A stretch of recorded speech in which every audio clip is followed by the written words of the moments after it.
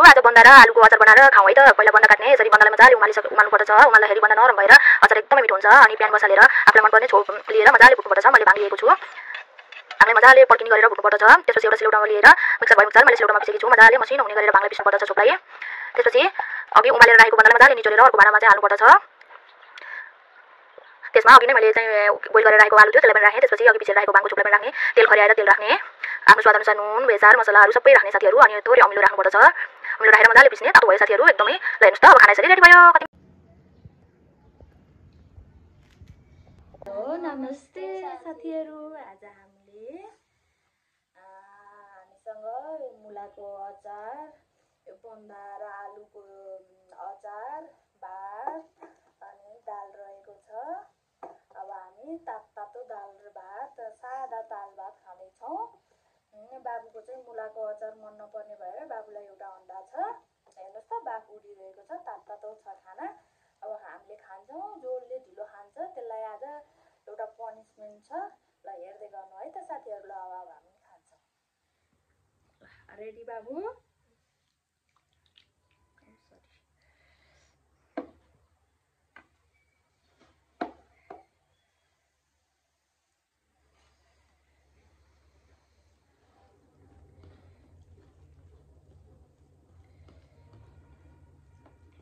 First bite खायोस्।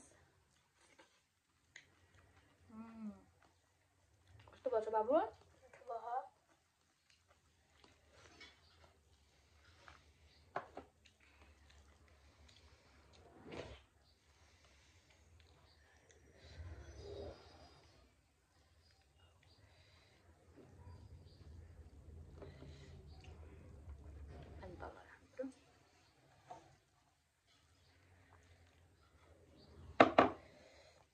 बन्दा र आलुको अचार एकदम मिठो हुन्छ।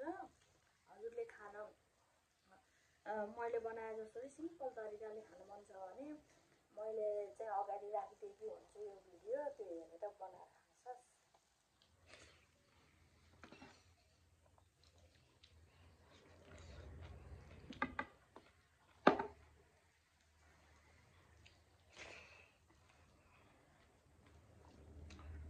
मिठो हुन्छ दाल अनि यो आलु र बन्दाको अचार साह्रै मिठो हुन्छ। योसँग भात सिम्पल।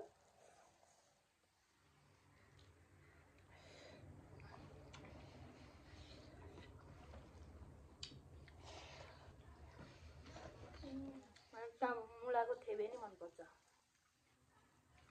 हल्का सिम्पल बनाउने, हल्का तिस्नी अनि थोरै तेल हालेर, थोरै मर मसला हालेर, थोरै अमिलो हालेर बनाउनु त एकदम मिठो हुन्छ। मुलाको थेबे पनि सिम्पल तर मिठो। बाबुलाई मन पर्दैन? मुलै मन पर्दैन। थेबेहरू त्यो बेबे हो के हो थाहै छैन मलाई। आज त म हाट जस्तो छ है। हाँदैनौ खाऊ।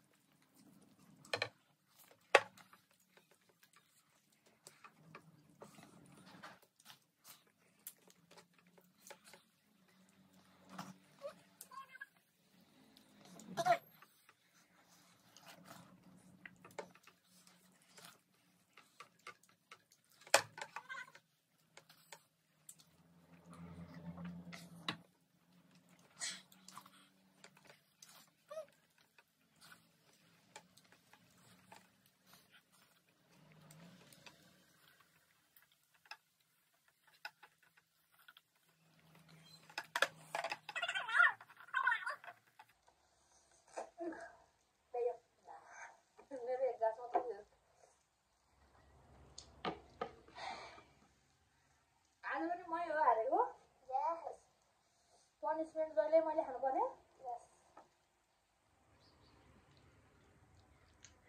सक्यो साथीहरू ल है पनिसमेन्ट अदुवा दुईटा अदुवा अरे साथीहरू लसुनलाई लसुन आयो यो दुईटा लसुन चाहिँ करम चबाउनु पर्ने छ है पानी नि पाउनुहुन्छ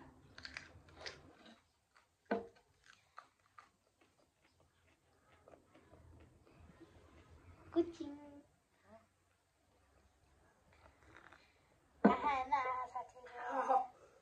पिरो रहेछ